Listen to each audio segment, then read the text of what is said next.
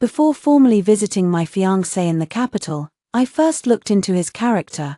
I learned that he had a childhood sweetheart he grew up with, as well as a woman he had long admired. With their affair stirring up so much gossip, I knew the marriage could not proceed, so I exchanged the marriage contract for a promise from the Marquis's wife. I am willing to break off the engagement voluntarily, but as an orphan with no support, life in the capital is difficult. I hope the Marquis's residents will raise me as if I were their own daughter for a few years, and I will leave on my own once I turn 16. The lady of the Marquis's residence agreed. From then on, I ate and lived at the Marquis's residence, studying, practicing calligraphy, and learning the ways of the world just like the family's own daughters. Yet Sierujue, the heir to the Marquis, did not believe me. I read books, but he said no matter how many I read, he would never like someone as dull as me. I learned archery and horseback riding, but he laughed and said I'd be better off learning to dance, so I could please my future husband. I studied accounting, and he joked that there was no way he'd let the Marquis's family fortune fall into my hands. Later, when a matchmaker came with a proposal, he drove them away, saying that in life and death, I would always belong to his Sier family. But in the end, I still walked out of the Marquis's mansion, and all he could do was watch with a livid face, unable to stop me. Because this time, what I received was an imperial edict. The eunuch's shrill voice delivering the edict still lingered in my ears. I reached out and accepted the imperial edict that named me the Princess of Chen. Sierujue's face turned pale. Not long ago, he had mocked me. You lucky bumpkin. Actually getting to witness an imperial decree. Come, follow me to receive it, and I'll show you the world. Now, this imperial decree is for me, not for the Sier family. It was he, Sierujue, who benefited from me. To even get a glimpse of the imperial edict, the crowd offered their congratulations to me. Sierujue's sisters cast a complex glance at him before surrounding me with words of congratulations. The Marquis's principal wife, Madame Ju, let out a sigh and told me to store the imperial edict safely, then went to arrange accommodations for the 2 stewardesses left behind by the palace. They were responsible for teaching me the rules, so that I would not be ignorant of royal etiquette in the future. Sierujue came to his senses, a humiliated anger on his face at having been deceived. He turned his gaze to me and demanded furiously, "Lead Saitsai, since when did you get together with Prince Chen? You actually went behind my back with an outsider. You wicked creature, stop your mouth." Madame Ju interrupted him and gave the 2 nursemaids an apologetic smile. The steward quickly stuffed a few silver ingots into the nursemaids' hands to buy their silence. They all wanted to smooth things over, but I have to fight back. When these 2 nannies return, they will certainly be questioned. If I don't make things clear, I will truly be seen as a dissolute woman who seduced Prince Chen and still keeps entangled with Sierujue. I said coldly, "Sierujue, have you forgotten? 3 years ago, when I arrived at the Marquis's manor, I told Madame Ju that in exchange for the marriage contract, I would live in the manor for 3 years. At 16, I would leave on my own. I gave the marriage contract to Madame Ju long ago. You simply refused to believe it and indulged in wishful thinking. Now you slander me and Prince Chen. What exactly is your intention? Apologize to me." Sierujue was thunderstruck. He had always been an arrogant and conceited person. During his 3 years in the Sier residence, he never believed that I truly intended to break off the engagement. He thought this was my strategy of retreating in order to advance. He thought so. His brothers and friends also thought so. Even Madame Ju initially thought the same. She guarded him strictly, preventing me from appearing before Sierujue. It was only later, when they realized I truly had no feelings for him, that they let their guard down. Only Sierujue's sisters genuinely believed I was indifferent to Sierujue. We spent our days together, studying, writing, eating, enduring the teacher's scoldings, sharing the hardships of learning, gossiping about the capital's affairs, and even discussing which young men were handsome. We were close friends who shared both hardships and joys. They disliked their brother Sierujue, believing his romantic affairs had tarnished their reputation, so they found it unlikely that I would willingly court trouble by falling for a man who already had several women in his heart. I really don't like it. As soon as I entered the capital, before claiming kinship, I had already inquired about Sierujua's reputation. Even the waiter at the tea house could talk about it in vivid detail. The young heir has a girl he grew up with. She clings to him so tightly that no matter how hard he tries to shake her off, she just won't leave. But the heir doesn't like her. The one he likes is Miss Purple Pearl from Jiaoyu Tower. She's a beauty like a celestial maiden, originally the daughter of an official family, but unfortunately fell into the world of mortals. The heir has to keep his distance from her out of propriety. But she, on the other hand, is deeply in love with him and has not received any guests to this day. I immediately felt that this kind of man was not worth having. I was young at the time and couldn't articulate the reasoning behind it. It was just an intuition. But now, having educated myself through reading, I have come to understand the logic clearly. What I dislike is that every girl who appears by Sierujua's side ends up with a tarnished reputation. If this happens with every one of them, surely it is not the girl's fault, but Sierujua's. He is aloof and arrogant, always feeling that others have ulterior motives toward him. He has eyes only for himself, seeing no one else. When you come across such a person, run as far away as you can. In the past, I couldn't run, because I had to survive. Now, I can finally run, and I will never put up with his nonsense again. Sierujua's face was deathly pale, and from his stiff lips, he unwillingly forced out a few words. I don't believe you, you're lying. I'll go and find out the truth. Li Tsaitsai, don't think you can hide this from me. He is so arrogant, it will cost him dearly too. That very day, Madame Ju moved me to another courtyard. The room I had lived in before was far too simple and plain to be shown in front of the two grannies. Madame Ju took my hand and apologized in a low voice. I replied calmly, Madame Ju, I understand. I am not an ungrateful person. You have indeed kept your word and raised me for 3 years. Besides, I will still be married off from the Marquis's manor. Let everything proceed as usual. Mrs. Ju's eyes were slightly red as she kept calling me a good child, saying that the Xie family was unlucky and had failed to recognize golden-laid jade for what it was. Her words carried a faint hint of regret. She had probably noticed that Sierujua seemed to harbor intentions toward me, and over these past 3 years, she had seen Sierujua deliberately belittle and humiliate me without ever stopping him. She's now feeling a lingering sense of fear. A lowly person being trampled on a couple of times means nothing, but if that lowly person rises in status, those 2 tramplings will become a big deal. By letting it go, I'm giving her peace of mind. I also hope that before officially marrying Prince Chen, everything goes smoothly without any incidents. Madame Ju said, I will keep a Jew in check. I nodded. I have lived in the Marquis's manor for 3 years.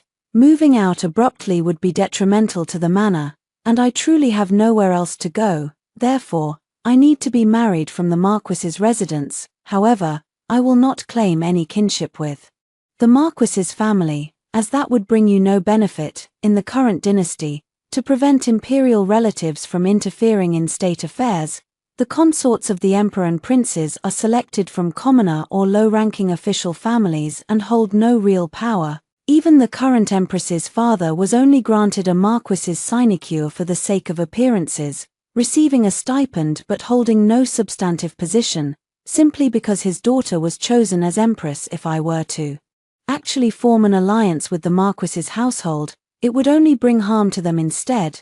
Madame Ju settled her mind and let out a long, relieved breath. I understand. You've thought this through very carefully. I will provide you with a dowry, as a way to repay your grandmother for saving the Marquis's life back then.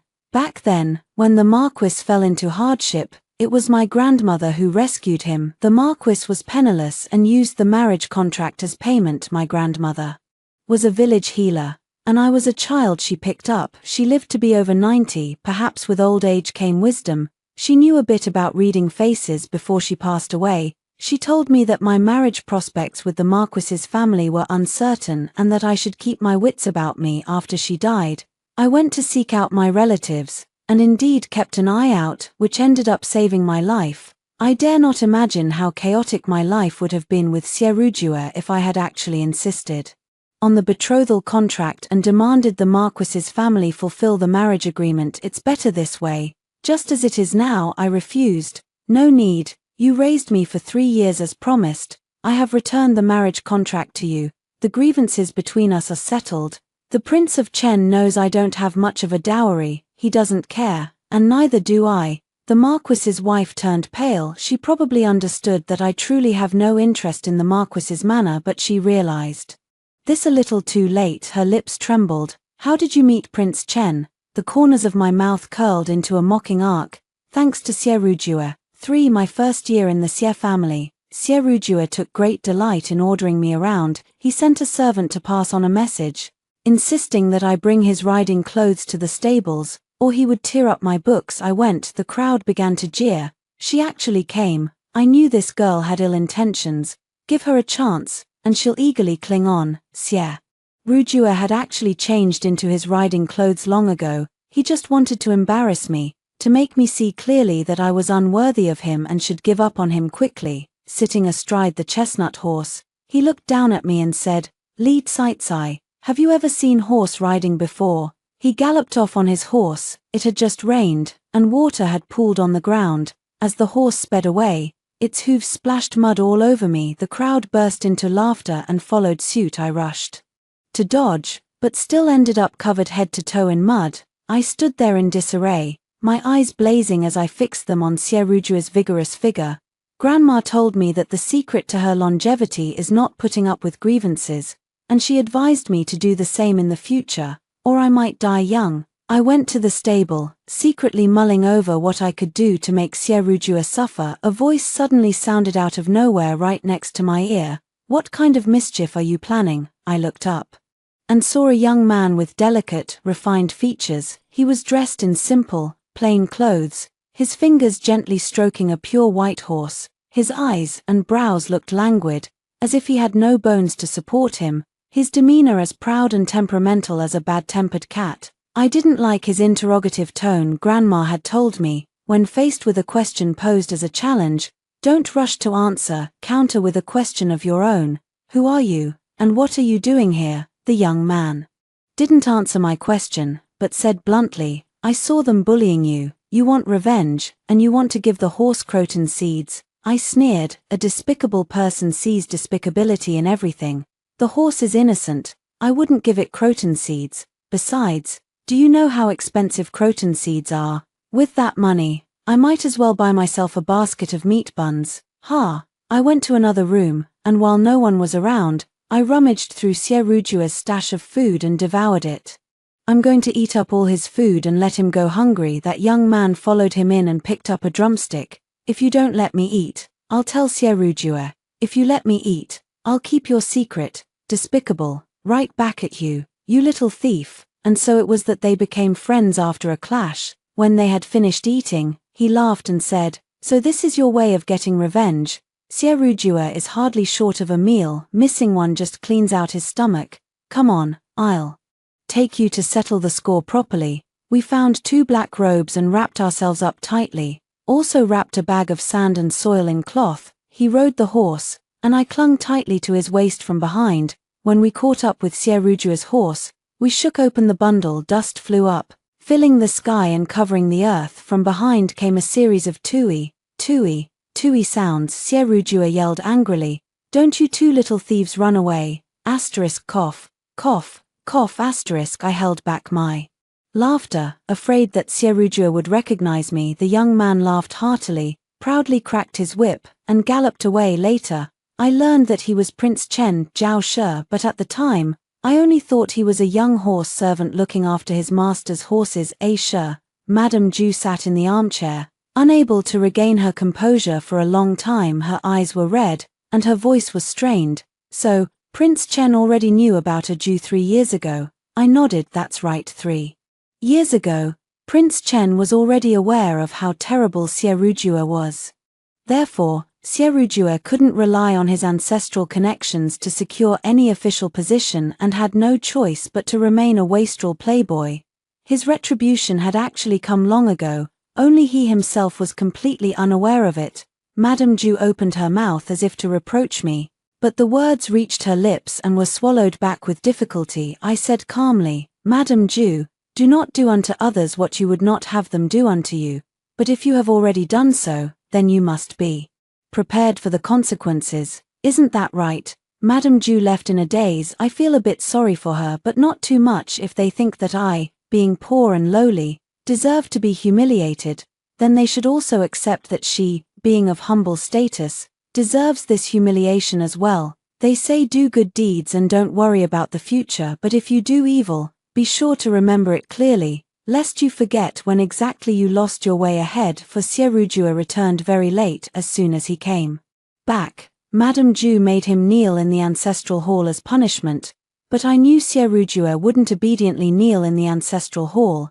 In my 3 years in the Xie family, I had never seen him finish a single kneeling session there. Night as expected, he came to knock on the door. I had the nanny open the door but stopped him outside. Miss Li is now the soon-to-be princess consort. It is improper for you, sir, to knock on her door at midnight, for the sake of the good relationship between the young ladies of the Xie family and my mistress. Please say what you need to say right here. He was outside the door, and I was inside. Not a good place for a conversation, but since it was no one important, this would have to do. Xiahou was silent for a moment, then finally spoke. Li Cai, we spent 3 years together. Did you truly feel nothing for me? I was astonished. Xiahou, what makes you think I should have feelings for you? Is it because you took my kite, or tore up my protective charm, or deliberately left me in the wilderness to walk back to the city alone? What good have you ever done to deserve my affection? Just because you're the man I see most often, should I feel something for you? Spring outing, I flew kites with the Xie sisters. Xiahou had a close friend named Sun Cheng. Sun Cheng liked a girl. Her kite had fallen into the water, and feeling it was a pity, she was about to leave, but Sun Cheng couldn't bear to see the girl he liked disappointed. He looked around, fixed his gaze on me, and asked me to give him my kite, saying he would return one to me later if he had just spoken nicely. That would have been fine, but I clearly saw the contempt and mockery in his eyes. Among so many female relatives, he knew many of them well. Yet he still asked me for it, because I am only a female relative lodging in the Xie household. Offending me would have no consequences. And besides, Xiahou, the future head of the Xie family, dislikes me seeing that. I didn't speak. He reached out to snatch it. I stepped back to avoid it, but Xiahou scolded me, a country bumpkin, just as petty as expected. He reached out, took the kite, and gave it to Sun Cheng. Sun Cheng let out a sneer. Brother Xie, a man as fine as you, yet bound to such a match. I truly feel it's beneath you. Xiahou's face darkened. Brother Sun, watch your words. She and I have nothing to do with each other. I only let her stay at my place because I felt sorry for her. Sun Cheng said, true, a mere country girl like her could at most be a chambermaid. How could she ever shoulder the responsibilities of a marquis's principal wife? Xiahou did not refute it. Sun Cheng eagerly went off to find the young woman who had already walked far away. The Xie sisters let me fly their kite and told me not to listen to the nonsense from Sun Cheng and Xiahou. They only dared to comfort me in whispers, but did not dare to stand up for me. I understood them. They were born to concubines, not the biological daughters of Lady Ju, and their future is in the hands of Lady Ju and Xiahou. Although Madame Ju treated them well, that was only as long as they did not cross Xiahou's interests. If they ever came into conflict with Xiahou, it was obvious even with closed eyes that Madame Ju would not help them. I don't need them to stand up for me either. While the girl Sun Cheng fancied was changing her clothes, I deliberately went outside and started crying. The girl came out, gave me a strange look, and was about to leave, but then she turned back and asked me, "Whose young lady are you? Why are you crying here?" I said, feeling wronged. My kite was snatched away by someone. The young lady smiled and said, "Is that so? I happen to not feel like flying mine anymore. Here, you can have my kite." She had her maid bring the kite over. I took the kite, my expression quite complicated.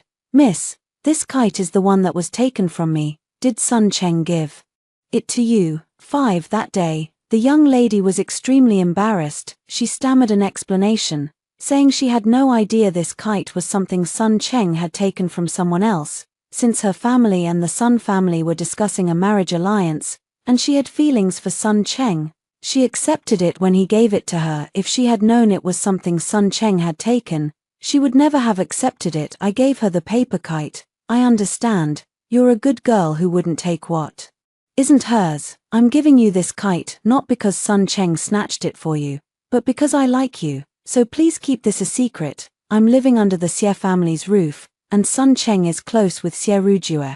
If they find out I've seen you and accidentally let slip their misdeeds, they won't let me off. The girl nodded in agreement before leaving. I said with regret, a wonderful girl like you, why would you be with someone like Sun Cheng? I truly think it's beneath you. The girl later kept herself hidden among the other girls to avoid Sun Cheng, quietly asking around about him after that. Once she returned home, she called off the marriage negotiations with the Sun family. Sun Cheng was dejected for quite some time, but I was happy for the girl. She was lucky not to have stepped into that den of demons. Xie Rujue also remembered this incident. His face turned slightly pale. You remember such a trivial thing. I smiled. Let me mention something, but please don't get angry, do you? Still remember that time on the way back when you got into the carriage, sat right on a water pouch, and soaked your pants? Was that water pouch placed by you? Xie Rujue asked in disbelief. I nodded gently. Xie Rujue was furious. How can you be so vindictive? I only said a couple of things about you. Ha ha ha ha ha. I pointed at Xie Rujue and laughed. Xie Rujue, you're quite something. Such a small matter, and you're already losing your temper, so, as long as you don't suffer a loss, no matter what grievances others endure, it doesn't matter, but the moment you're the one at a disadvantage, it's only right for you to take it seriously, and if someone of higher status or rank gets angry at you, that's only proper, isn't it? Then let me tell you something else, that water skin was given to me by Prince Chen. Still dare to be angry. That day, Prince Chen was lying in a tree, fast asleep. He saw me sneakingly say goodbye to that girl and knew I was up to no good. He tossed a flower in front of me, and when I didn't react, he tossed another onto my head. I looked up and saw him. Their eyes met. Fate has a twisted sense of humor. I regretted letting him catch me again. That girl doesn't suspect my intentions, but he will see through my ulterior motives at a single glance. Back then, I still thought he was a horsegroom. I struck first. You're not taking good care of your master, and you're slacking off again. Be careful, or I'll tell your master about you. My master is Princess Zhaohua. Go ahead and tell. A leaf dangled from his mouth, his face utterly unconcerned. Me, I can't even get close to Princess Zhaohua. I ignored him and hurried on. He said, you're way too biased. You only take revenge on Sun Cheng, not on Xie Rujue. You don't have a crush on Xie Rujue, do you? 6. I don't like him. I felt utterly insulted. It seems someone compared me to a lump of shit, and I'm truly upset. He said, then let's get revenge together. Do you think it's that easy? Is it that I don't want to? I just don't have any ideas. Do you have any clever schemes? Come up here and speak. He reached out his hand to pull me up into the tree. I let out a soft snort, avoided his hand, lifted my skirt, and climbed up the tree myself. Sitting in the tree, a gentle breeze blew, and looking into the distance, everyone seemed much smaller. I felt a little homesick and missed Grandma. Aisha clicked his tongue. Never would have guessed you're so good at climbing trees. I chuckled. I'm also good at listening to dogs bark. Aisha realized I was calling him a dog. You little brat, lead Sightsai. I had a great idea. But since you called me a dog, I'm not telling you now. You never intended to come out in the first place. Heh, I know you're trying to provoke me, but I don't mind telling you, I have a water pouch. If we loosen the cap a bit, as long as Xie Rujue sits on it, we can make him wet his pants. I was going to give you the water pouch, but since you insulted me, he crossed his arms, turned his face away, looking utterly smug and sulky. My grandmother always said trouble comes from the mouth. She wasn't wrong. I ask myself 3 times a day, did I keep my mouth shut today? Did I shut up? Shut up, you chatterbox. I opened my mouth. Woof, woof. Asha looked at me in surprise, then doubled over laughing. Ha ha ha ha ha ha. He took out a water pouch, and we went off to do something bad together. He was responsible for luring the guards away from the carriage and horseyard, while I was tasked with placing the water pouch on Xie Rujue's seat and concealing it. Later, I got into the Xie family's carriage designated for the young ladies and kept my ears strained for any sound. That was when I heard Xie Rujue's startled cry coming from another carriage. I felt secretly delighted and remained refreshed and clear-headed the whole way. When we arrived at the Xie residence and got off the carriages, I hid to the side and watched. Only after everyone else had left did Xie Rujua step out of the carriage with a look of disgust, hurriedly slipping back to his own courtyard in a furtive manner. Now Xie Rujua looked utterly shocked and humiliated. So you've been colluding with Prince Chen since that early on. You ate and lived in the Xie family for 3 years. How could you do this to us, even if I have wronged you? What about my mother? What about my father? They have never wronged you. He finally asked the question. I suppose that might be Madame Ju's question as well. They thought that exchanging a marriage certificate for my room and board in the Xie family for 3 years meant I was the one gaining an advantage, and that they were the ones losing out. So what do you expect me to do? Expect me to throw away the marriage certificate and just leave? That way, you could happily say that I did a good deed without expecting anything in return, that I am noble, selfless, and principled. You'd be satisfied.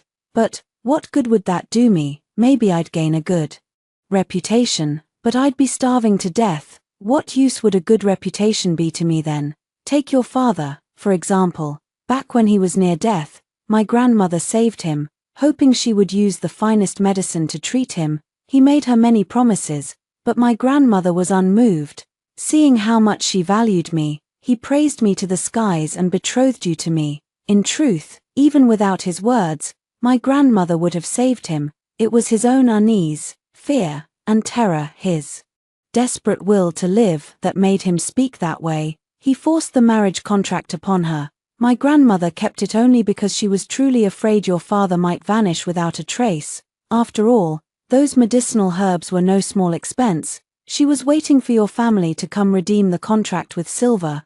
But she waited 2 years, yet never saw anyone from your Xie family come to pay for the exchange of the marriage contract. If you had given me the money back then, I could have bought medicine and food, and perhaps my grandmother could have endured 2 more years. You think your family suffered a loss, but your father stayed in my home for 3 months. My grandmother and I took meticulous care of him for 3 whole months.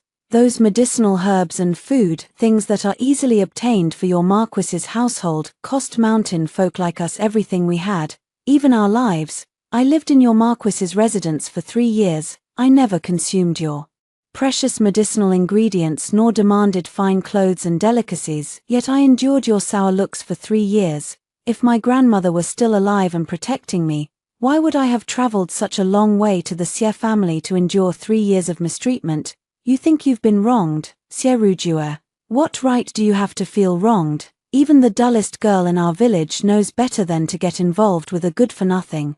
Do you think fine clothes and rich food can hide the fact that you're empty inside? Dream on. The moment you open your mouth, I know exactly what kind of person you are. There will never be any affection between you and me in this lifetime. 7. Xie Rujua turned pale and staggered backward. He looked at me in disbelief. You hate me. I closed my eyes. No, I despise you. I looked away and saw Madame Ju behind Xie Rujua, supported by the nanny. Her figure was still swaying as if about to fall. She had heard every word clearly. I think I must have answered the question in her heart. I stared at her and spoke very calmly. Madame Ju, is a bowl of rice that saves a life worth the same as a bowl of rice eaten when already full? In my 3 years with the Ju family, have I truly taken advantage of you? Tears rolled down from the corners of Madame Ju's eyes. She said softly, I will keep a Ju under control. He will remain confined until you are married. I turned around and looked at the young ladies of the Xie family in my room today. I gathered with them for a small get-together and deliberately invited them to stay overnight. They are from the Xie family. We have spent 3 years together and share a deep bond. But I know that when it comes to family interests, such bonds mean nothing. Therefore, I specially prepared a feast for them and kept them in my room to ensure they clearly understand the grievances involved, lest their minds become muddled later and be used as pawns by Madame Ju and Xie Rujua. After all, a girl who lacks love can easily disregard her own feelings for the smallest favor. The young ladies of the Xie family sat in a daze, not daring to move. Only after Lady Ju and Xie Rujua had left did everyone else slowly and absently come out. One of them stopped after a few steps and said softly to me, Tsai, I'm sorry. I didn't know you had suffered so much. If I had known earlier. Anyway, I'm sorry. I understand your feelings. That day will never come. I nodded. I also hope that day never comes after all. Those young ladies are truly good-hearted. I hope they can live a good life. Sierujua was placed under house arrest this time. Lady Ju was resolute, posting guards at the door to ensure Sierujua stayed obediently inside and remained confined until the wedding day. Fortunately, the wedding ceremony for a prince was not overly complicated, and the date was set a month later. Otherwise, I doubt Lady Ju could have kept Sierujua locked up for that long. Prince Chen's betrothal gifts were carried in one after another. He also sent over my dowry bit by bit, to help bolster my standing. After teaching me for half a month, the instructing governess returned to report on her task. I was rushed off my feet with all the wedding preparations, but fortunately the young ladies of the Xie family lent a hand. They seemed intent on making amends and devoted themselves wholeheartedly to me. I received an invitation from Princess Zhaohua. She was hosting a flower appreciation banquet and had invited several noble ladies. As the future princess of Chen, I was also among the invitees. I went together with a few young ladies from the Xie family. There, I met Prince Chen. Princess Zhaohua smiled and pushed me toward Prince Chen. An engaged couple shouldn't meet before the wedding, and it's been driving him crazy. He pestered me into hosting a banquet just so he could invite you. And those etiquette governesses, they all teach a full month for everyone else. But he begged the Empress Dowager to cut it down to half a month for you. Ever since he met you, he's like Sun Wukong running into the purple gold gourd. Go on now, ease his lovesickness. 8. I blushed. His face also turned red. Don't listen to eldest sister's nonsense. So it was nonsense? No, it wasn't nonsense. I was actually thinking of you. Those two nurses didn't give you a hard time, did they? No, they're very nice. They teach meticulously and are gentle with me. That's good. Prince Chen breathed a sigh of relief. I was worried they might be too strict and frighten you. Have you been doing well these past few days? I've been eating and sleeping well. I'm just afraid of getting too plump to fit into my wedding dress. My face flushed a little. Prince Chen stopped, then wrapped his hands around my waist to measure it. Not fat. Could stand to gain a bit more. I was stunned, my face turning crimson. Rascal, what are you doing? Prince Chen let go, quickly stepping back, lowering his gaze to his own hand without a word. Hey, what are you spacing out for? I feel like I've become a bit moody since meeting him. Prince Chen looked up and asked blankly. So this is what they call a waist you can girdle with one hand. Me, embarrassed and annoyed, I chased after him. You letcha, what nonsense are you talking? Prince Chen was laughing as he ran. What's the hurry? If it bothers you, you can just compare my waist instead. Want to? The flowers were in full bloom, but that day I thought the people were even more dazzling than the blossoms. His laughter rang bright and clear, just like flowers swaying joyfully in the wind. It turns out that when you're with someone you like, even the most boring things become interesting memories. On the way back, someone blocked my carriage. I lifted the curtain a little and saw Sun Cheng, fuming with anger, his face twisted with rage. He said coldly, Aju is sick, and you still have the heart to go out and have fun. Lead Saitsai, I don't believe you don't know how Aju feels about you. You've been leading Aju on while seducing Prince Chen. I knew all along you were no good. You're nothing but a social climbing opportunist. I yawned lazily. Sir, since you're so bold, why not stop the Prince of Chen's carriage instead of mine? Stopping his carriage would earn you a reputation for righteous courage. But what do you gain from stopping mine except a scolding? Or do you only like picking on easy targets? Sun Cheng's face turned livid, and he lowered his voice to threaten. Aju is gravely ill and calling out your name. Guess what would happen if I told the Prince of Chen about this? Do you think he would still consider you fickle and divorce you? Obedient, go and attend to Aju, make him give up on you, and I will keep my mouth shut about this matter. I fully lifted the curtain and openly introduced him to Prince Chen inside the carriage.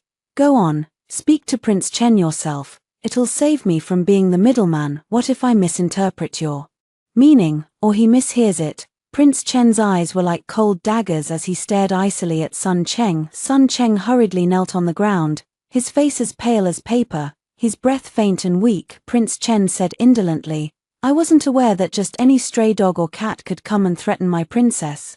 Have I been without my blade for so long that you've all forgotten what kind of person I truly am? No, that's not it. Sun Cheng broke out in a cold sweat.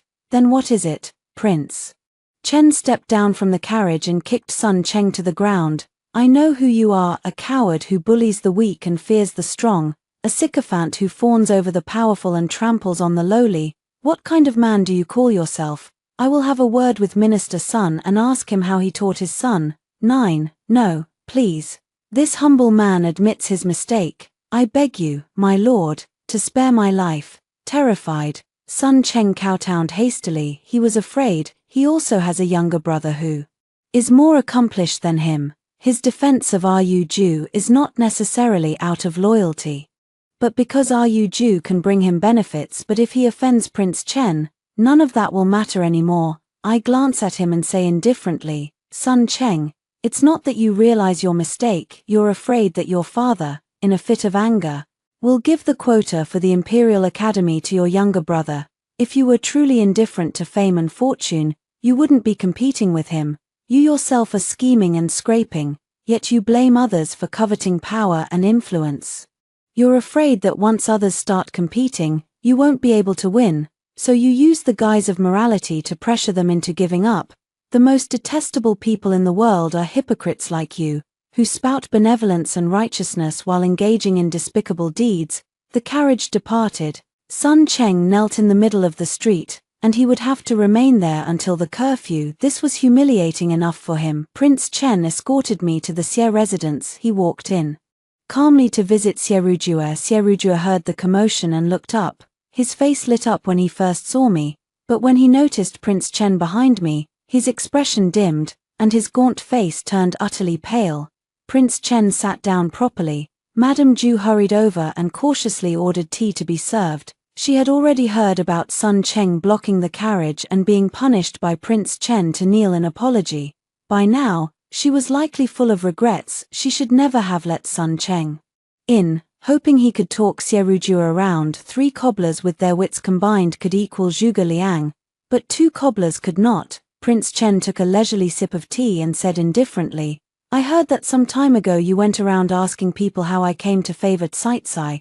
Why didn't you come and ask me? Xierujue was likely truly unwell. A trace of embarrassment appeared on his pale face as he said, this commoner would not dare. Prince Chen smiled slightly. I must thank you for making it possible. It was because you deliberately abandoned Caicai in the desolate wilderness that I was able to find her, and my anger turned into pity. I suppose Caicai still remembers my kindness, which is why she agreed to marry me. You may have had ill intentions, but evil begets evil. Your illness is your retribution. I, on the other hand, have done good and reaped the reward, so my wish has been fulfilled. All right, take a good rest. If I hear any more nonsense from you, your tongue looks rather chewy. I happen to keep a wolf. I wonder if it would eat it. Xierujue coughed up a mouthful of blood, his eyes fixed on me with a deadly stare. I paid him no mind. Instead, he walked out together with Prince Chen. That happened a few months ago.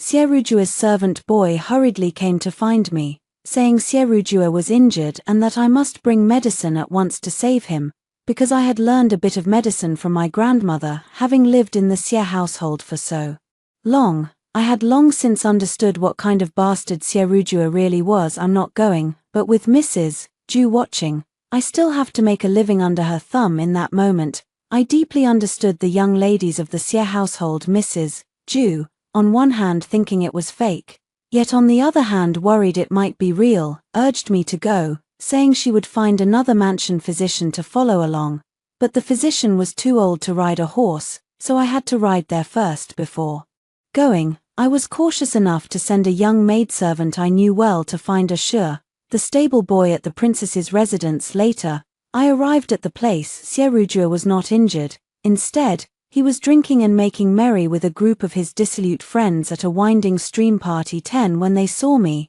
they burst into laughter. Brother Xie, this young lady is truly devoted to you. First there was the clingy childhood sweetheart, then the courtesan's favor, and now a fragrant companion who refuses to leave your side. Brother Xie, you are truly blessed with romantic fortune. Teach us how you manage it, so we can learn a thing or two. Sierujua wore an inscrutable expression. I reached over, overturned their table and smashed their wine cups, then fixed a fierce glare on Sierujua. Sierujua, even if all the men in the world were dead, I would never like you. Everyone hurriedly dodged out of the way. What a shrew, brother Sier. She needs to be properly trained, a woman like.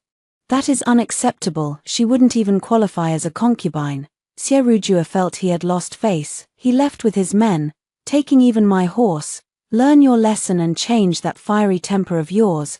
This is the capital, not your countryside. Learn my ass, you big idiot. Sierujua's servant looked utterly disappointed, as if rueing that his master couldn't be more sensible. Why are you so impatient? The young prince told me in private that as long as you passed this test, he would take you as a concubine, but you went and messed it up. Ah, you really don't know when you're well off. Do you know how many girls are dying to marry into the Marquis's household? You stayed in the Marquis's mansion for 3 years precisely for this.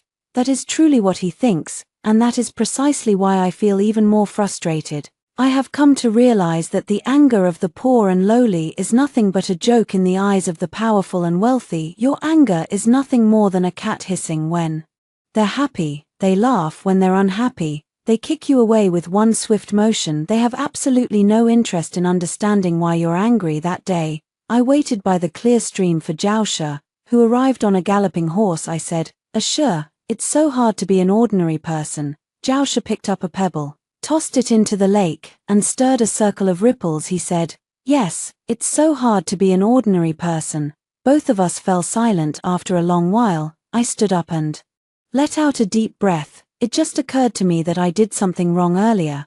I should have thrown the wine glass at Sierujua's face instead of on the ground. I don't believe he could still think I like him after I've bruised and blooded his face.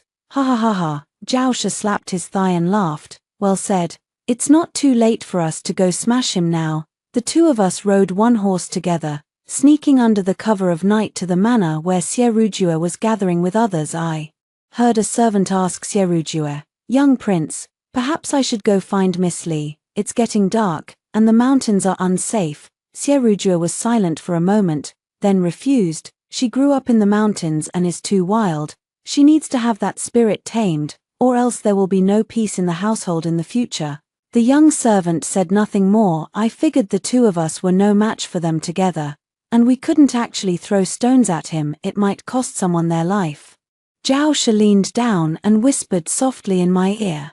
I brought laxatives. I looked at Jiaoshe in surprise. I knew they were definitely up to no good, so I brought some on purpose. His voice was very, very soft, and it tickled my ear. My heart felt a little unsettled. 11. We put the laxative in the tea. Later, that mountain villa met with disaster. Everywhere you looked, there were young nobles unable to find an unoccupied latrine. Jiaoshe and I rushed out of the mountain villa and rode back to the capital. The horses' hooves clattered, the long wind tousled my hair, yet my heart was so light and joyful. Suddenly, I felt a strong desire to leave the Marquis's mansion. I thought, perhaps I don't have to wait until I turn 16 to go.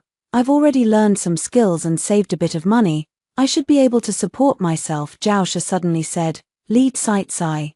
Do you want to leave the Marquis's manor? What if I marry you? The stars in the sky were very bright, and his eyes, reflecting their radiance, were equally bright. I thought, if I were to spend my life with someone, Jiaoshe would not be a bad choice. I said, All right, I'll be waiting for you. Later, I waited with great joy for Jiaoshe to come and propose, only to hear that Sierujua had driven him out. Without even meeting Jiaoshe, he ordered his men to throw him out.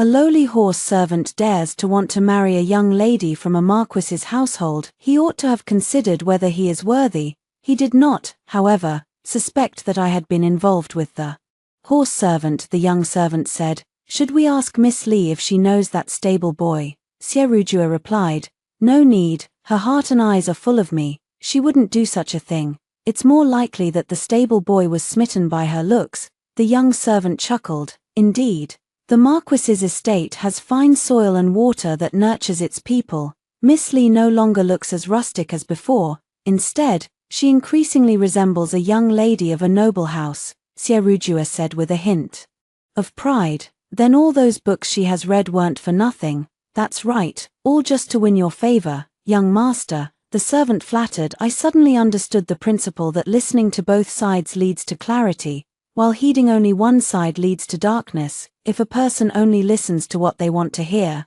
then they are essentially choosing to be a mediocre person, because being able to listen to differing opinions requires broad-mindedness, humility, and prudence, the ability to discern right from wrong, and self-knowledge. He must know his own limitations, as well as the boundlessness of the unknown. Sierujue possessed none of these virtues. All he had was a noble title and a vain, pretentious pride. Why should I bother with such a fool? I lost the energy to keep playing games with him and instead went to the princess's mansion to find Zhao Shi. A servant led me inside, and there I saw Zhao Shi in his fine robes and the graceful, dignified Princess Zhaohua. Only then did I learn that Zhao Shi was the second son of the reigning emperor and the younger brother of Princess Zhaohua. Because he wanted that pure white 1,000-li horse, Princess Zhaohua made a condition: he must serve as a groom for 3 months, learning to love the horse and communicate with it, before she would give the steed to Zhao Shi. Zhao Shi agreed, but who knew that the 3 months as a horse servant would later extend to nearly 3 years. He not only learned to love horses but also learned to love people. Princess Zhaohua kept me and Zhao Shi behind to speak privately. Zhao Shidao said, "Are you afraid? I was originally a horse slave, and suddenly became a prince. It wasn't that I intended to deceive you, but at the time, I was still too embarrassed to let people know that I became a horse slave for the sake of a horse. Later, I found being a horse slave more carefree than being a prince, and I didn't want you to become like everyone else, treating me with excessive respect." 12. Back then, he was still a willful and reckless prince. After being punished for wrongdoing and sent to the border for 3 years, he returned wild and untamed, completely out of place in the capital.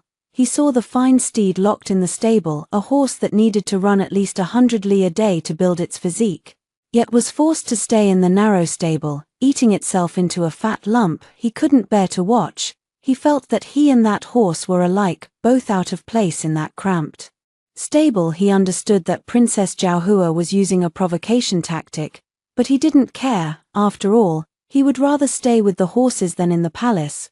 While bonding with the horses in the stable, he witnessed that act of bullying and the girl who clearly intended to take revenge. He became a little intrigued. What truly made him interested in that girl was her saying, "The horse is innocent, I wouldn't give it croton oil. Besides, do you know how expensive croton oil is?" Of course, he had no idea how expensive croton oil was, but now he kind of wanted to find out. Zhao Shi stammered out a lot of words. "Tsai, I've been thinking about what would happen if you ever found out my true identity.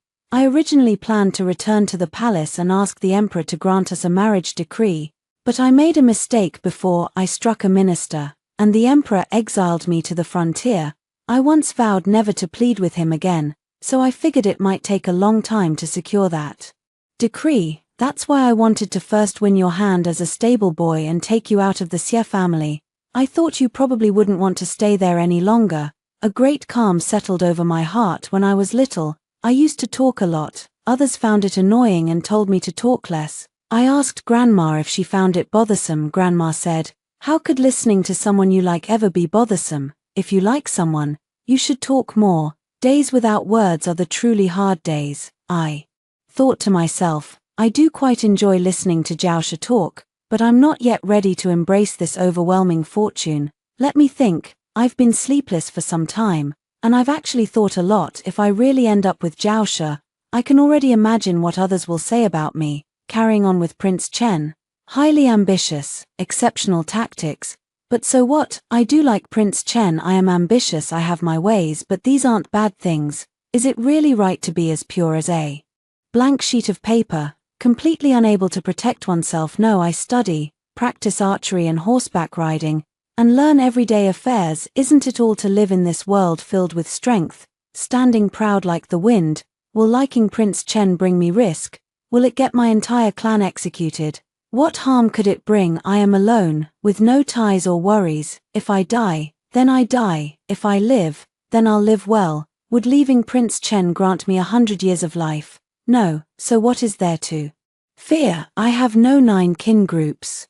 If I truly commit an offense and my 9 kin are to be executed, I would like to ask those kin I've never met why they abandoned me in the first place. As for the downside, I suppose it's that I can no longer endure hardship. I open my eyes and gaze into the pitch-black void. I thought, if people are going to talk no matter which man I like, why not choose a good one? A man without envy is a mediocrity. If I am envied, it simply proves I am on the right path. 13. I accepted Zhao Shi, observed him for a while, and then the Imperial edict granting the marriage arrived. Xierujua's reddened eyes stared fixedly at me, the vivid blood at his pale lips tracing a breathtaking desolation. He said, for the sake of our acquaintance, I'll give you one last piece of advice. Coveting power and status will lead to no good end. He probably expected to see a look of despair and fear on my face, but I simply smiled. Then I couldn't help but burst into laughter. I suddenly realized how childish he is. I laughed. Enough, wiped away my tears, and then responded to him. Xierujua, from what standpoint do you say such things to me? Do you think having crowds of servants and fine clothes and food is thanks to your own ability? It's thanks to the Marquis. It's because the Marquis fought on the battlefield that you enjoy today's glory and wealth. Your power comes from your father, and mine comes from my husband. Both are borrowed power, so who is nobler than whom? You being able to choose a good reincarnation is your skill, and me being able to marry Prince Chen is mine. Power and influence are there for the taking. My ability to borrow them is my capability. Apart from the Marquis, where else could you possibly borrow such power? Is it that you don't want to borrow power, or that you simply lack the skill, unable to borrow it yourself? You envy and slander me. You are truly a despicable person. I couldn't be bothered with him anymore and strode out. Xierujua's voice came through like a ghost's whisper, low and dark, like a curse. I should have betrothed you to that lowly horse slave back then, so you would never rise again, condemned to be low-born for a lifetime. Generation after generation. Zhao Shi stopped in her tracks, smiling as she watched Xierujua gasping in misery, and said lazily, oh, that horse slave you mentioned, that was me too, the one who threw sand in your face, also me. That roast chicken was pretty good, actually, quite tasty. Xierujua's breathing stopped. He stared at Zhao Shi in disbelief, as if many things had suddenly become clear to him. It's you, it's me. Zhao Shi nodded with a smile, took my hand, and together we stepped out the door hand in hand.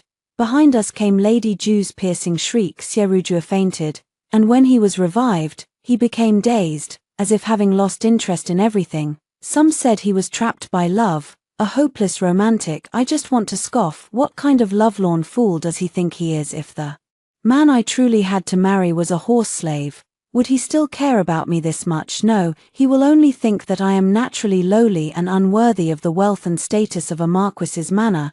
But the one I am to marry is a prince. He will then be enraged that a woman he regards as his for the taking has slipped out of his control and latched onto a branch even he cannot reach. Thinking me unworthy, he will try to fight for me, to seize me. If he actually managed to win it, he wouldn't cherish it.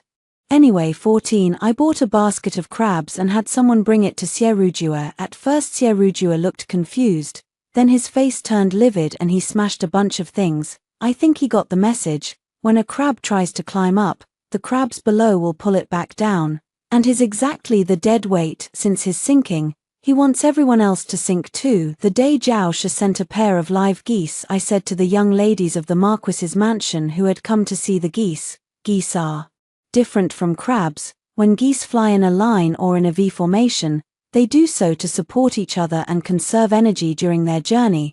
May we sisters be like geese, and live up to this bond. We smiled at each other and held hands tightly. Not long after, Xierujua left the Marquis's mansion and went to the frontier to find his father. He could no longer stay in the capital, feeling as though everyone was laughing at him for lacking discernment. He finally tasted the backlash of rumors. And the storm that once fell on me now fell on him with equal fairness. Meanwhile, Lady Ju received a letter from the Marquis stationed at the frontier. The Marquis angrily reproached Lady Ju for failing to keep me, thereby ruining the Xie family's fortunes. In the letter, he finally told the truth. It turns out that back then, Grandma wasn't the only one who understood physiognomy. Marquis, who also knew a thing or two about it, he took a liking to me and, seizing on the excuse of not having the money to treat his illness, stubbornly forced through the engagement. His military situation was urgent, so he asked Lady Ju to handle the matter, but he didn't expect that Lady Ju, having not actually taken a liking to me, would keep putting off bringing me to the capital later. When I showed up on my own and called off the engagement, that's how things have come to where they are now. Upon receiving the letter, it is said that Lady Ju fainted, and when she woke up, she was overcome with regret. What she regretted most was not having told the Marquis the truth. She had assured him that everything was settled and told him not to worry. She had thought that by the time the Marquis returned, she would have already arranged for their son to marry a virtuous lady from a prestigious family. By then, the matter would be a fait accompli, and the Marquis would have no choice. But she did not know that one wrong step leads to another. Some paths, once taken, leave no way to turn back. On the day of my grand wedding, Zhao Shi came to fetch me. Beaming with joy, the handsome young groom, dressed in red, looked dashing and proud. In the bridal chamber with red candles burning, I asked him why he had struck a minister back then and why he was banished from the capital. The tip of his nose touched my earlobe, and his breath, as gentle as orchid fragrance, wafted against my ear, sending tingling sensations all through my body. That scoundrel cursed my mother, the Empress, calling her a sorceress, and urged my father to take a concubine. But our old Zhao family is famously devoted in love. My father has only my mother, and I will only ever have you. No one can stop me from being devoted in love. Next time I see that scoundrel, I'll hit him again. Tsai, you smell so lovely. Devoted in love, you smell wonderful too. Let me measure your waist. After hearing the first story above, what are your thoughts? Feel free to share your opinions in the comments section. Next there is another similar story. Let's continue to see. The emperor arranged a marriage, sending my elder sister far away to Liangzhu. Wei Qinyang was in love with my elder sister and couldn't bear to part with her. He secretly switched the brides, replacing her with me. I sobbed, "Brother Qinyang, please don't." But he just said lightly, "The Liangzhu region is bitterly cold. Your elder sister grew up in the capital since childhood. Sending her there would be the death of her. As her full-blooded younger sister, it is only right that you share her burdens. Besides, I understand men. They dislike dull personalities the most and favor gentle, understanding women. No man would ever take a liking to you. Just wait a while, and I'll arrange for you to return to the capital." He keeps his word. He really let me return to the capital, but because he acted first and reported later, the Wei family punished him by making him kneel in the ancestral hall and forced him to take me as his concubine. Everyone thought he would refuse, but they didn't expect me to speak up first. Clutching my stomach, I refused to marry him, and I will never be a concubine. He laughed in anger, still maintaining his condescending demeanor. "Given your current situation, I'm already reluctantly agreeing to marry you. What more are you being so fussy about?" Mid-sentence, his gaze fell on my slightly swollen belly, and his expression suddenly darkened. His eyes were bloodshot as he demanded, "Did that brute touch you?" At that moment, when Wei Qinyang asked that question, his tone was particularly fierce and icy. I instinctively trembled, but I still met his gaze directly. "Chang'eng is my husband. Why shouldn't he be allowed to touch me? Besides, wasn't it you, Wei Qinyang, who secretly switched me and sent me to Liangzhu back then? How dare you have the nerve to question me now?" At that time, the emperor decreed the marriage, and as soon as my sister received the imperial edict, she fainted. When she woke up and saw Wei Qinyang, who had come to pay his respects, she cried bitterly, her tears falling like pear blossoms in the rain. "Qinyang, please help me. I don't want to marry into Liangzhu." Wei Qinyang, who had long admired his sister, felt his heart ache for her. Without regard for the boundaries between men and women, he directly pulled her into his embrace. "Mingyu, don't be afraid. Even if I have to give everything I have, I won't let you marry into Liangzhu." So he turned his gaze to me. He must have despised me. Although my sister and I are twins, one is quiet and dull, while the other is bright and lively. When we were young, the Wei family held a banquet, and the three of us, out of boredom, started playing hide-and-seek. Wei Qinyang didn't want me disturbing his time alone with elder sister, so he left me in the desolate garden. I was scared and wanted him to take me with him, but he grew impatient. Just wait for me here, it's not far. Besides, this is my home, what danger could there possibly be? Mingxue, why are you so annoying? He was lying. The desolate garden was pitch black, overgrown with weeds, and venomous snakes often lurked there at night. You could even hear bird calls that sounded like a baby crying, which was especially eerie. Why at night? Because Wei Qinyang was so engrossed in his fun that he forgot about me. If someone hadn't found me poisoned by a snake bite, I would have had to report to the King of Hell ahead of schedule. He was so angry that he was frantic. Others said he had been searching for me for a long time. How could you be so foolish? Why did you just stay there the whole time? But he forgot that when I was young, just because I broke one of my sister's lanterns, she locked me in a cabinet for the whole night. Since then, I have been afraid of the dark, but I didn't want him to worry, so I still looked at him with a smile on my face. Brother Qinyang, don't cry, Aishwar is fine. I even shook my bitten leg to comfort him. Actually, it hurts like hell, yet he was a beam of light that shone into my barren life. I will never forget our first meeting. He walked over to me, curled up in the corner, and handed me a rabbit-shaped lantern. Happy birthday to you. So even if he despises me now, I only remember how he used to be, that warm and kind Wei Qinyang. He froze for a moment, and when he saw me grimacing in pain the next second, he let out an amused laugh. Mingxue, you are utterly foolish. I stared blankly, almost forgetting the pain, and foolishly asked, then, does Brother Qinyang feel happy? Does he like Akshu? I suddenly limped closer, and for some reason, Wei Qinyang's face flushed slightly. The next moment, however, he spoke with disgust. Who would like you? With your dull personality, who could possibly like you? If I were to like someone, it should be someone as bright and lively as your elder sister.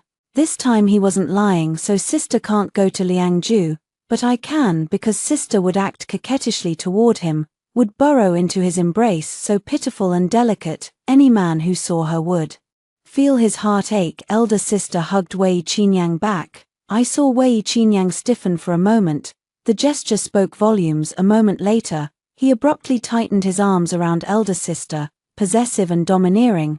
But if my sister doesn't go, who can take her place? The Marquis household only has 2 legitimate daughters. Wei Qinyang thought of me. He suddenly looked up, and his gaze landed exactly where I was standing. I instinctively trembled. Could it be that he discovered I was eavesdropping? Would Brother Qinyang be angry with me? I felt a bit uneasy for a moment. I ran back to my own courtyard. I rummaged through boxes and cabinets, trying to find something to give him. Just then, he appeared. What are you hiding here for? The banquet will start soon. I was overjoyed, but then wondered why he was willing to give me a friendly look. He couldn't stand my gaze and turned his head away. He placed an exquisite box of pastries on the stone table. I looked at that pastry and was truly overjoyed. It was only later that I found out why he insisted I could only eat it on my sister's wedding day. It turned out he had slipped a sedative into it. While everyone in the mansion was busy, he secretly replaced the bride with me. As the effects of the drug wore off, I saw him trying to leave and reached out to grab him, but my hands were tied. I sobbed, Qinyang, please don't. But he only said lightly, Liangju is bitterly cold, and your elder sister grew up in the capital since childhood. Sending her there would be the death of her. Besides, I understand men, they dislike dull personalities the most. No man would ever take a liking to you. Just wait a while, and I'll let you return to the capital. He believed this was a win-win strategy. Not only can I keep my sister from marrying far away in Liangju, but I can also protect my innocence, let alone the fact that the governor of Liangju is dead drunk. Even if he were sober, he would never take a liking to me. After all, no one would like a woman as quiet and still as stagnant water. But the fact remains that we are a man and a woman alone in the same room. This marriage was personally bestowed by His Majesty, so no matter how dissatisfied the governor of Liangju might be, he still had to show consideration for His Majesty. As for his promise that I would be able to return to the capital in a few days, before I could even figure it out, I was pushed onto the carriage heading to Liangju. Through the curtain, I saw my parents pat my sister's hand, their faces seemingly Relieved, my heart suddenly felt heavy and dull. Yes, that's right, since we were young, my parents have always favored my sister, giving her the best of everything first, while I could only have what was left over. Whenever I accidentally broke something of my sister's, their first thought wasn't to understand the facts, but to blame and punish. They said, "Look at you, as still as stagnant water. Why can't you be more obedient? Can't you learn from your older sister and give your parents some peace of mind?" I wanted to say no, but when I saw the disgust in my parents' eyes, I immediately fell silent. No matter how much is said, they will always only believe in elder sister. As for me, I am but a weed, unworthy of anyone's love. Crossing mountains and fording rivers, I awoke from my drowsy slumber. I've been waiting for so long. Will Wei Qinyang come? He used to always get angry with me, whether it was because I argued with my sister a few times, or because I glanced at another man a few times too. Many, he would argue with me every time. Now, he watched helplessly as I married someone else. Would he be as angry as before? I waited for a long time, until the carriage reached Liangju, and still, I never saw his figure. Yes, he's not coming back. In his heart, I will never be as important as my sister. I looked up and saw a handsome man sitting on a blood-sweating horse. He was different from Wei Qinyan's kind of handsome. He had a face that was both handsome and rugged, masculine and severe. They said that man was my husband. I had seen my fair share of scenes, yet I was still overwhelmed by his imposing presence. The next moment, in a dizzying whirl, I was lifted onto his war horse. "Are you the wife His Majesty bestowed upon me?" I nodded. "Whoa." He spurred his horse toward the Minister of Personnel's residence. Unaccustomed to riding, my legs were chafed raw by the saddle. I couldn't help but say, "Lord Liang, could we slow down a bit? It hurts." I didn't expect the man to be so easy to talk to. He slowed down considerably and even apologized to me. If it were Wei Qinyang, he would have surely scolded me for being foolish before giving in. My uneasiness lessened a bit. "Since you're so easy to talk to, I definitely won't be scolded even if I do something wrong." I laughed and laughed, so pleased with myself that I forgot my place and spread my arms wide. Unexpectedly, in the next second, I lost my balance completely. The man sighed and swiftly caught me before I fell. He said, "Do you know my full name?" I knew, but I didn't dare to say it. How could a woman address her husband by his full name? But he said, "Liang Changeng." Me, what? He wrapped his arm around my waist,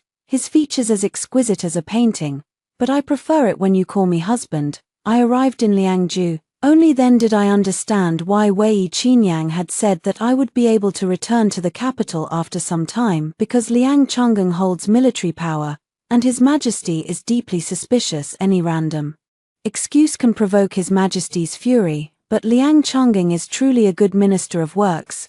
I have never seen a place where everyone praises one person so highly, yet Liang Changeng managed to do it. If he were to die due to suspicion, how regrettable that would be. In that moment, I even felt that he and I were kindred spirits, both unwelcome in this world. This was the conclusion I drew from what I heard the local people say while I was playing. On the day of the Mid-Autumn Festival, many people came to the Situ residence. One of them, dressed in a blue robe, looked at Liang Changeng and laughed mockingly. "Liang Changeng, I never expected you to be so cowardly. You just accept whatever the emperor bestows upon you, even if it's as dull and stagnant as a pond with no life in it." I never expected that my reputation would reach as far as Liangju, but it doesn't matter anyway. You, a single man, wouldn't know the value of things. A bachelor and stagnant water, a match made in heaven.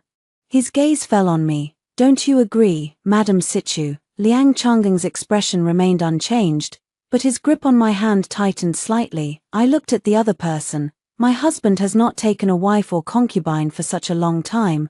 Truly a rare man in this world, unlike this lord here, who has a house full of wives and concubines. I wonder if his health can keep up. The person holding my hand curled the corner of their mouth into a smile. Meanwhile, the one who had been sneering and laughing moments ago froze, never expecting me to say such a thing. Yet I said it with utmost sincerity, without any hint of sarcasm. His face flushed with anger, and he seemed to grit his teeth so hard they might shatter. "Thank you for your concern, Madam Situ. This humble official is doing just fine."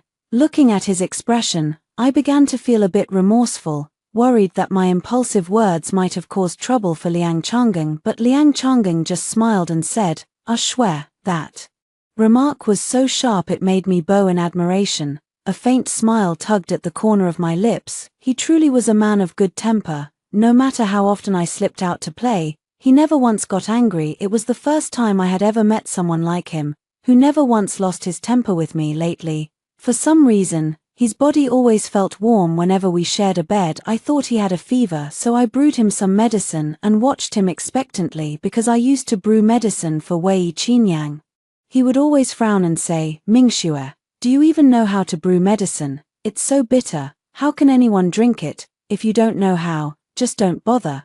But Liang Changgeng merely paused, smiled, took it, and drank it all in one go. "I swear, do you have any preserved fruit? This medicine is a bit bitter." I was taken aback for a moment, then quickly smiled. "Changgeng, I'll go get it right away." In the past, whenever I called for Wei Qinyang, he would always respond impatiently and condescendingly, but this time, his reply was gentle. "I swear, be careful, slow down, I'm not in a hurry. Liang Ju is wonderful, and Liang Changgeng is wonderful too, but the maid by my side is not good. She was originally meant to serve my elder sister, yet she followed me here, so she hated me to the core." She wore a smiling face in public, but behind closed doors, her expression turned dark. She glared at me with resentment and said disdainfully, "You may look exactly like the eldest young lady, but in every way, you fall short of her. If it weren't for the fact that you hold the position of the legitimate second young lady of the Marquis's household, you'd be nothing but a worthless good-for-nothing. Otherwise, why would I have married so far away to this desolate land?" I smiled and raised my hand. Summoning a gust of wind, she exclaimed in shock, "How dare you hit me? Liang Changgeng told me that if anyone poses a threat to me or bullies me, I can retaliate, and he will always have my back. I was just teaching a lowly slave who doesn't know how to speak a lesson. My husband said I can do whatever I want." She was both terrified and furious. "Second miss, do you think you're the eldest miss? Do you think you can make men dote on you, with your dull and wooden demeanor? Just wait and see how you'll end up dying. After all, there isn't a single man in this world who likes a woman forced upon him." I don't believe any of what she said. I only trust what I truly feel. But one day, she said, "See that vast, endless grassland ahead? Liang Situ is missing. It's said that at night, there are all kinds of venomous snakes and fierce beasts there. Tell me, without Liang Situ's protection, how long do you think you can survive?" I don't believe what she said, but everyone is telling me that he has indeed disappeared. The soldiers sent out searched for several days in a row but found nothing. I know that those who came to visit all have ill intentions. They all wish for Liang Changgeng to die. I stared at their hypocritical faces. Suddenly, I remembered the night I was left forgotten in the desolate garden. Could it be that Wei Qinyan's parents were just like them? But the desolate garden at night was truly terrifying enough to make one's heart tremble. The snakes in the weeds really do bite. The birds on the branches really do chirp ominously, one after another. If no one went to find Liang Changgeng, how terrified he must be. I rode my horse like a madman, just as he had taught me, galloping into the dark, endless grassland. "Liang Changgeng," I shouted into the northern wind. I had never been so afraid, more afraid than when I faced the darkness alone.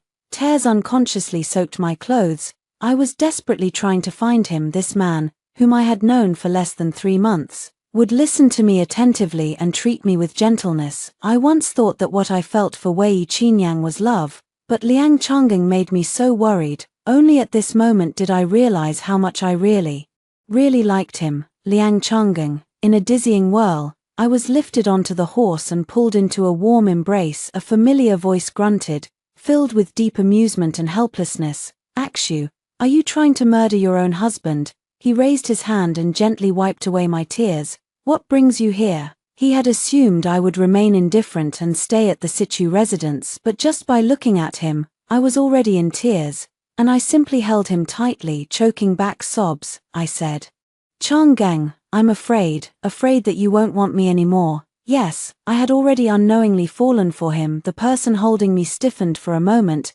then lowered his gaze to look at me carefully. The corners of his mouth couldn't hide his smile. "Ashwe, what did you just say? Say it again." I looked up and kissed his lips. I said, "I like Liang Changgeng." He held me tightly, restraining himself with all his might. In the end, he gently placed a kiss on the top of my head as if I had vanished in an instant. Liang Changgeng has returned. He annihilated 30,000 enemy troops and was commended by His Majesty. Those who had wished for his death were utterly displeased. The one in the blue robe earlier, his face ashen, offered his congratulations, and the banquet came to an end. The maid who despised me knelt in the snow. She kept kowtowing and begging for mercy. I only thought that I did not have the intention to harm the second miss. Liang Changgeng's face was cold and stern, as if he had returned to the way he was when I first met him. He covered my ears, his voice as cold as ice. He uttered a few words. The maid's face instantly turned paler than snow. He thought I couldn't hear, but I heard it. What he said was, "Take her to prison. Life is worse than death." After this incident, he dispatched more hidden guards to protect me. I still lived as freely as before, but I rarely got to see him. Only late at night, I finally sensed a familiar presence. He held me tightly in his arms, resting his chin on the top of my head. In my dazed state, I imitated what he had done countless times before and gently patted his back. There was a hidden guard who was very afraid that I would misunderstand him. At the risk of being punished by him, he gave me some information this time. The enemy nation has returned with an unusually fierce force. Sichu has been working tirelessly for several days without rest. My heart suddenly tightened. Changgeng. Later, the battle began. The shadow guards, following his orders, brought me to a safe place. The shadow guards said that Sichu would return before long, but I didn't have time to wait for him. I was taken away by the people Wei Qinyang brought. I originally wanted to end my own life, but along the way, I discovered I was pregnant. I touched my own stomach, feeling as if I had found a reason to live again, so I stopped resisting and desperately ate the food. And so, we arrived in the capital. I was taken to a private residence purchased by Wei Qinyang, but they were still discovered by Wei's parents. They were so angry that they made Wei Qinyang kneel in the ancestral hall. That wretched child actually dared to deceive us and pull off such a switch. I swear, I'm sorry. When I found out about this, I almost broke his legs. Every moment, every minute. He must remember to bring you back to the capital at the first opportunity. Otherwise, how could he face your parents? Their words were a mix of truth and falsehood. If they truly cared, why would they have brought me back when Changgeng was facing the enemy? Wei Qinyang, however, was so angry that he laughed. "Am I even your biological son anymore?" Surprisingly, he didn't refute it, nor did he get angry. You have to understand, before this, what he hated most was his parents scolding him because of me. In his view, if it weren't for me being a nuisance, he would have long since married my sister. But no matter how hard he tried, he just couldn't shake me off. Ah well.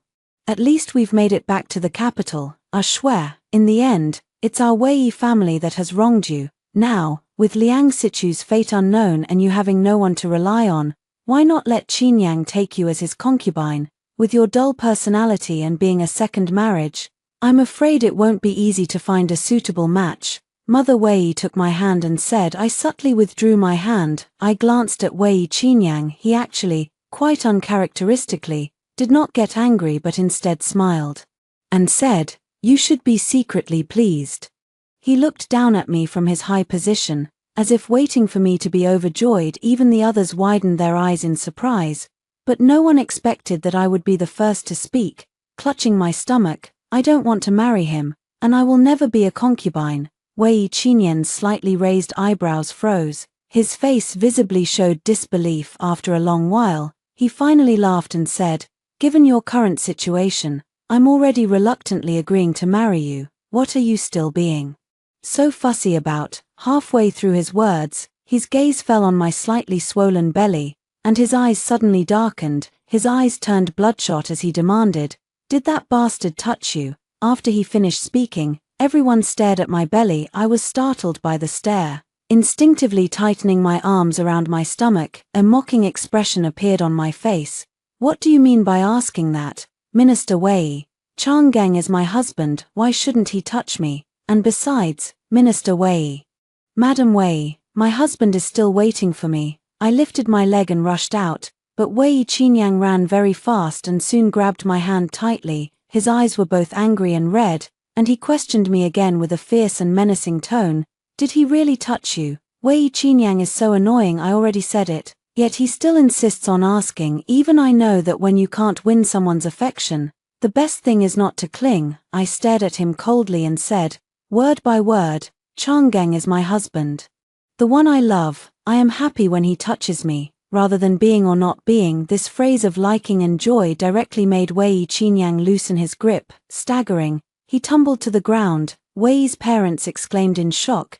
Qinyang, how could this be? He pushed past the others and stumbled over to me. How could it be like this? You were so. He clenched his palm tightly, his words trailing off, but I spoke for him. I'm so dull and unresponsive. No man would ever touch me, without exception.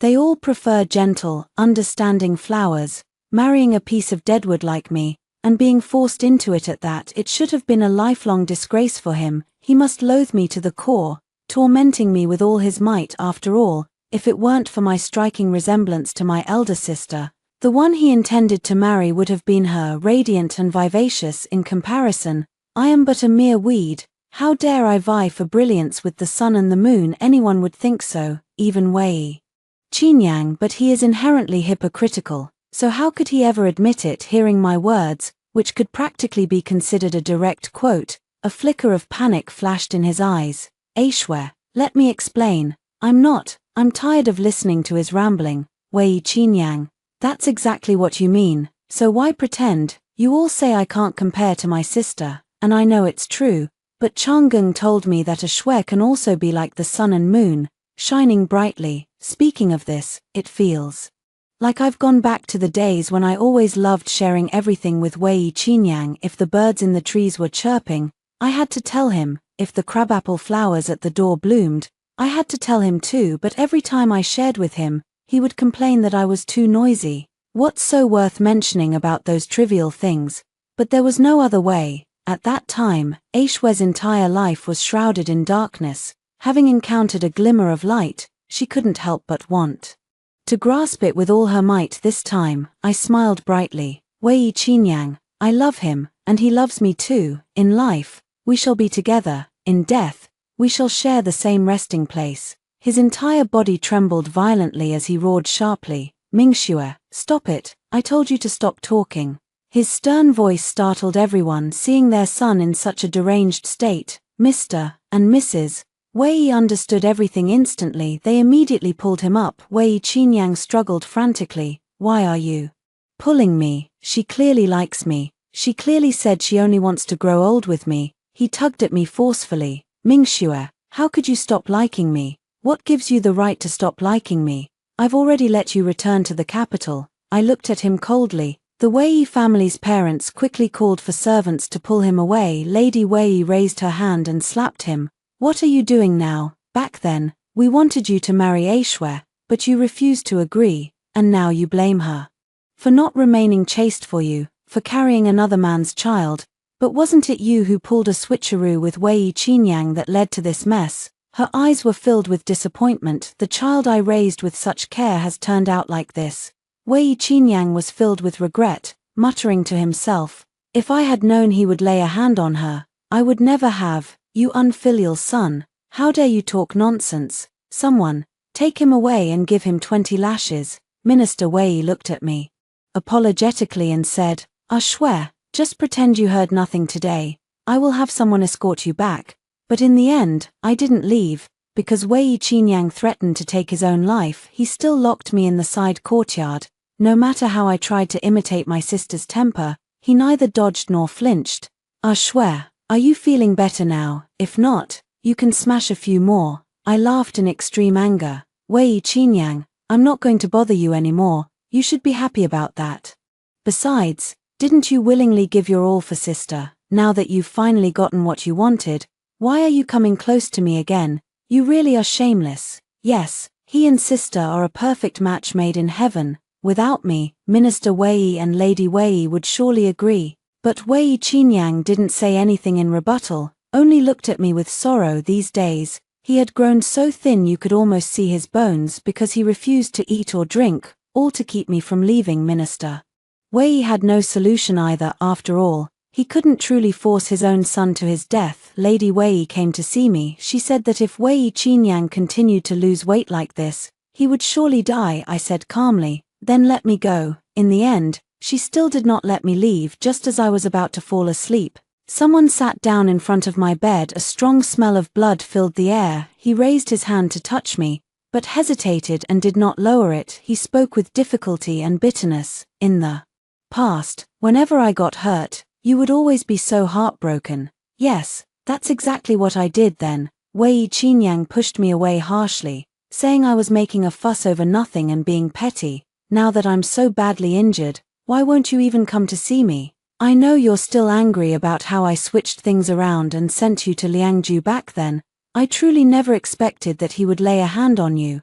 After you left, I couldn't eat or drink, wanting to go find you, but my father stopped me. Since then, I've been keeping an eye on matters in Liangju. I knew Liang Changeng would eventually die in battle, and I was just waiting for that day to bring you back to the capital. Everyone advised me to let it go, that there was no turning back, but I only wanted you to return to the capital, because I made a promise to you, and I meant to keep it. When it was really time for me to return to the capital, I was already pregnant and no longer had any feelings for him. He seemed to be crying. Tears fell drop by drop onto the ground. He choked out, "I swear, I regret it, I truly regret it." I finally left the side courtyard, but it wasn't Wei Qinyang who let me go, but the Ming family had discovered me. They brought me back. My father was furious and, without even asking for an explanation, confined me to the courtyard. I gazed up at the full moon in the sky. Suddenly, today is the 15th again. I suddenly feel a bit uneasy because Liang Changeng had promised me that he would return today. If he finds out I'm not here, will he be sad and worried? I desperately wanted to go back, but as soon as I climbed out the window, I saw my sister. My sister looked at me with a smile that didn't reach her eyes. "Where are you off to, Aishwar?" I stood my ground. "It's too stuffy inside, just getting some fresh air. Shouldn't she be resting tonight?" But it was just as well to see her. I asked, "Elder sister, could you let me go out to buy some chestnut cakes from the north of the city?" But it was as if my sister couldn't understand what I was saying. Her gaze grew colder and colder. "Mingxue, are you mocking me? The moment Qinyang saw you return, he abandoned me. You must be very pleased with yourself, aren't you? For so many years, our parents have always favored me and ignored you. Even Wei Qinyang disregarded you. Which of these things haven't you been jealous of? Now that you've finally managed to take something for yourself, are you feeling triumphant?" She stepped closer. I had nowhere left to retreat. "Elder sister, you've truly misunderstood me. I never intended to compete with you for any of the things you mentioned, because I had long been disappointed by these things. I no longer held any hope for them. It's just that when I look at the high towers of the Ming residence, I can't help but think of Liangju, and think of him." She sneered coldly. "Mingxue, stop pretending. You must be laughing at me right now. Wei Qinyang actually became neither human nor ghost because you took my place to marry far away in Liangju. Even if the Wei family tried to stop me, I would still come looking for you. The moment I heard that Liang Situ had gone missing, I immediately had you return to the capital. I didn't let you be humiliated by enemy soldiers." She scoffed. "Mingxue, aren't you just so lucky? But have I ever told you, don't ever covet anything that belongs to me? I've known since I was a child that whenever I took something from her, she would lock me in the pitch-black cabinet. Mingxue, even if it's something I no longer want, don't you dare think of taking it. You don't deserve it." "Ku Mingyu, I have never taken anything from you since we were children. If it were before, I would have buried everything deep in my heart, but during my time in Liangju, changes had already taken place." Subtly, I stared straight at her. "Mingyu, I have a husband, and his name is Liang Changeng. I love him. As for the Wei Qinyang you mentioned, if you like him, you two can stay locked together for all eternity." She paused in her steps, surprised by my rebuttal, but I continued. "I was perfectly fine staying in Liangju, but Wei Qinyang insisted on bringing me back. Now I'm trapped in this villa, unable to return. This is clearly not my fault at all. Why don't you go find Wei Qinyang instead of coming to me? It has always been like this. Whenever Wei Qinyang upset her even slightly, she would come and make trouble for me." She insisted that I was the one stirring up trouble between them, but I did nothing at all, and still ended up suffering for no reason. Now you still want to deceive me. I touched the pouch hanging at my waist. It was specially made for me by Chang Geng. Once opened, it contains a lethal poison powder. He once said to me, Akshu, if one day someone tries to harm you, open this. No matter what, I will always have your back. Logically speaking, I should have used this pouch on the day Wei Qinyang abducted me, but he had far too many men. The poison powder is simply not enough. I'm a bit hesitant, not because I don't want to harm her, but if I were to throw it out and kill the Marquis's daughter, who might even be the future daughter-in-law of Minister Wei, this mess would be a bit too big to handle. He might not be able to handle the consequences. I hoped my elder sister would calm down at this moment, but she seemed to have lost her mind completely. Mingxue, if it weren't for you, how could I have lost Wei Qinyang? I wish you were dead. Just as her hands were about to grab my neck, and I was preparing to strike back, she was kicked hard to the ground. Mingyu, what are you doing? Mingyu was incredulous, heartbroken, and furious. Wei Qinyang, how could you do this to me? You clearly said you would be good to me for a lifetime. Have you forgotten all of that? Once, Mingyu was also weeping like a pear blossom bathed in rain, and Wei Qinyang was utterly flustered. He would always coax her with gentle and tender words. Because she had a proud and aloof nature, it was rare for her to show vulnerability. Wei Qinyang would then feel an overwhelming ache in his heart, but now, Wei Qinyang was giving her the cold shoulder. Miss Ming, if you have any grievances, take them out on me. Don't hurt Akshu. Ha ha ha. Mingyu laughed. Her laughter filled with resentment. You would actually abandon me for a block of wood. Have you forgotten? You said I was a gentle and understanding flower. You said I was bright and lively, and that you would marry me someday. Wei Qinyang didn't look at her, only wanting to hold my hand. He said coldly, it was just childish talk from when we were young. It shouldn't be taken seriously. Besides, I already spared you from suffering in Liangju back then, which can be considered as having done my utmost. From now on, we owe each other nothing. Mingyu's gaze at him was filled with extreme bitterness and resentment. She's just a block of wood, unloved by her parents, and a burden to you. What is there to like about her? Wei Qinyang ignored her, grabbed me, and led me out through an underground passage. He brought me back to his villa again. I spoke indifferently. Wei Qinyang, you've seen it yourself. If you continue to imprison me, I'll only face more and more danger. Can you let me go? He looked at me, his smile tinged with sorrow. Akshu, I thought after I said those words, you would understand my feelings. I scoffed coldly. What do your feelings have to do with me? He was like a stray dog, stripped of all his strength. I know that no matter what I say now, you won't believe me, but I never expected the Ming family to find out and imprison you. But can you give me a chance to atone for my mistakes? I truly love you. In the past, I was too proud and ashamed to admit it. His words made me sick to my stomach. You say you like me, yet you hurt me over and over again. Your so-called affection is truly disgusting. Wei Qinyang's voice was broken. I swear, please don't say that. I didn't know what was wrong with me at the time. I turned my head away, unwilling to look at him again, but his eyes flashed with a strange excitement. Is it true that if the child is gone, you can be with me? My heart skipped a beat, and alarm bells went off in my mind. His palm, at some point, held a pill as he walked toward me. Akshu, don't be afraid. Once the child is gone, we can be together. I gripped the bag tightly just as I couldn't hold back any longer. Bang! A long sword severed Wei Qinyang's arm. The door was wide open, and I opened my eyes to look. That tall figure, imposing and stern, had dark, smiling eyes, while behind him, the flustered Wei family servants hurriedly spoke up. Young master, we truly couldn't stop him. Wei Qinyang looked over in astonishment. According to the third prince's scheme, Chang'eng should have died beyond the Great Wall. Chang'eng stepped forward, treading through blood, his faint smile sending chills down one's spine. My apologies, this minister has come to retrieve his wife. The moment he glanced at me, the ice melted away. Let's go home. I happily threw myself into his arms. Chang Geng, it's been half a month since I last saw him, and I really miss him, but I never expected him to keep his word so faithfully. He promised to show me all of the northern frontier, no matter where I was. He would always bring me home held in my arms. Changeng's voice was so gentle, as if afraid to startle a child. "It's all right now, Minister." Wei and his wife, who had rushed over upon hearing the news, both wore expressions of disbelief.